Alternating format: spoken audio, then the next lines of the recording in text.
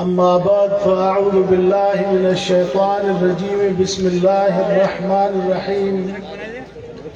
إنا نحن نزلنا الذكر وإنا له لحافظون صدق الله مولانا العظيم وقد قال النبي صلى الله عليه وسلم خيركم من تعلم القرآن وعلمه كما قال رسول الله صلى الله عليه وسلم إن الله وملائكته يصلون على النبي يا أيها الذين آمنوا صلوا عليه وسلموا تسليما اللهم صل على سيدنا محمد النبي الأمي وآله وبارك وسلم عدد كل معلوم لك دائما أبدا मुझा मोहतरम दोस्तों भाइयों अल्हम्दुलिल्लाह अज जो प्रोग्राम बसिलसिला दिस्तार फजीलत उलमा हुफाज किराम इन दीनी इदारे जे ज़ेर इंतज़ाम थी रहियो आहे जंहिंमें तव्हां सां शरीक थिया आहियूं अल्लाह रब्बुल आलमीन खां दुआ आहे त अल्लाह ताला तव्हां असांजी हाज़िरी खे क़बूल फरमाए ऐं असांजे हिननि नौनिहालनि जे इल्म में अमल में उम्र में भी बरकत अता फरमाए अल्हम्दुलिल्लाह तमाम वॾी सादत जी ॻाल्हि आहे जो असांजे इंतिहाई मोहतरम हज़रत क़ारी गुल मोहम्मद साहिब जन जी महिनत आहे जेका तव्हां जे अॻियां ज़ाहिर थी आहे असांजी दुआ आहे त अल्लाह ताला क़ारी साहिब जी महिनत खे क़बूल फरमाए ऐं इन्हनि बचड़नि खां दीन जो कमु वठे ऐं अल्लाह तबारक व तआला इन्हनि खे दीन जो मुजाहिद बणाए ऐं जेके अञा बि बचड़ा ज़ेर तालीम आहिनि अल्लाह ताला उन्हनि खे बि तकमील ते पहुचाए अज़ीज़ दोस्तो मुंहिंजे हज़ूर फरमायो त मुंहिंजे उम्मत में भले में भला माण्हू उहे आहिनि जेके क़ुरान सिखनि था ऐं सेखारनि था हूअं बि अल्लाह तबारक व तआला हज़ूर जे उम्मत जे लाइ फरमायो आहे कुंतुम खैर उम्मत तव्हां भली उम्मत आहियो हालांकि सवा लख अंबिया जूं उम्मतूं थी गुज़रियूं कंहिं बि उम्मत जे लाइ अल्लाह तबारक व तआला इहो कोन फरमायो आख़िरी नबी मोहम्मद रसूलुल्लाह सल्लल्लाहु अलैहि वसल्लम जे उम्मत जे लाइ अल्लाह तबारक व तआला फरमाए थो तव्हां भली उम्मत आहियो अज़ीज़ो इन्हनि भलनि में भला वरी उहे आहिनि जेके दीन जे कम सां लॻल आहिनि क़ुरान जे तालीम जी अफ़शा इलाह कलिमतुल्लाह जो कमु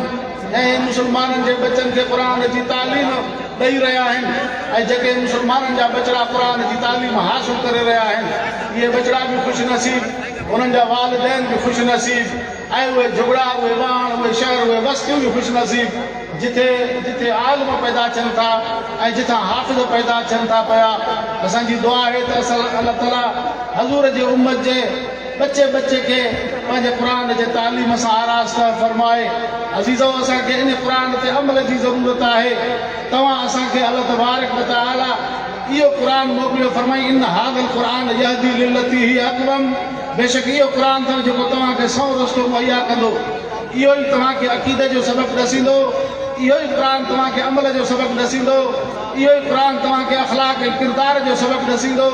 इहो ई क़ुरान तव्हांजे इंतिज़ामी ज़िंदगी खे बि सिधो कंदो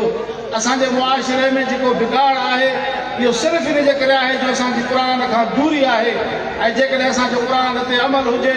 ऐं क़ुरान जो निज़ाम असांखे मुहैया हुजे त असांजे मुल्क जे अंदरि न बुख रहे न बेरोज़गारी रहे ऐं न वरी का बदअमनी रहे असां हिन वक़्तु इंतिहाई मुश्किल वक़्त मां गुज़री रहिया आहियूं इन जो सबबु इहो आहे जो उम्मत मुस्लिमा क़ुरान खे पोइ धिके छॾियो आहे अज़ीज़ो असांखे क़ुरान जे वेझो अचिणो पवंदो अल्लाह असांजे पैगंबर जे क़ल्ब अतर ते इहो ई क़ुरान नाज़िल फरमाए हज़ूर खे फरमाए थो इन बि दुनिया वारनि खे चओ कुल हाज़ी सबीली अदू इलल्लाह चवनि त हीउ अथव रस्तो मां तव्हांखे ख़ुदा जे तरफ़ सॼां थो अल्लाह तबारक व तआला इहो क़ुरान तव्हां असांजे लाइ सरापा हिदायत जो किताब करे मोकिलियो आहे अज़ीज़ो हाणे तव्हां असांजे मथां इहा शइ मुनहसर आहे त असां केतिरो ख़ुदा जे क़ुरान जे वेझो वञूं था ऐं केतिरो असां पैगंबर जी इताअत कयूं था हज़ूर जे सुन्नत खे केतिरो अपनायूं था अल्लाह तबारक व तआला ऐलान करे छॾियो क़ुरान पाक जे अंदरि फरमाए मन युतिअल्लाह व रसूलहु फ़क़द फ़ाज़ फ़ौज़न अज़ीमा जंहिं बि हज़ूर जे उम्मत मंझां उहे अफ़राद जेके बि हज़ूर जे उम्मत जा जन मां अल्लाह जे फरमान खे चिंबड़ी वरितो ऐं मुंहिंजे रसूल जी पैरवी खे चिंबड़ी वरितऊं ऐं उन जे तक़लीद कयूं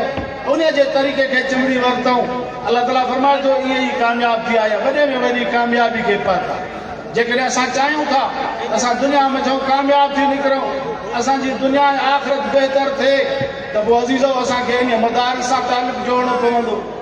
जिते क़ाल अल्लाह व क़ाल रसूल पढ़ियो वञे थो इहे ई इदारा हिदायत जो सरचश्मो आहिनि हितां ई रिजाले कार पैदा थियनि था इन इदारनि जे मरहून मिन्नत इस्लामी तहज़ीब उजागर थिए थी तव्हां असांजे हिन इलाइक़े जे अंदरि जेकॾहिं इस्लामी तहज़ीब उजागर आहे ऐं असां वटि जेकॾहिं परदे ऐं हयाव वारो माहौल आहे त इहा मदारिस जी बरकत आहे उलमा जी बरकत दुआ कयो त अल्लाह ताला तव्हां असांखे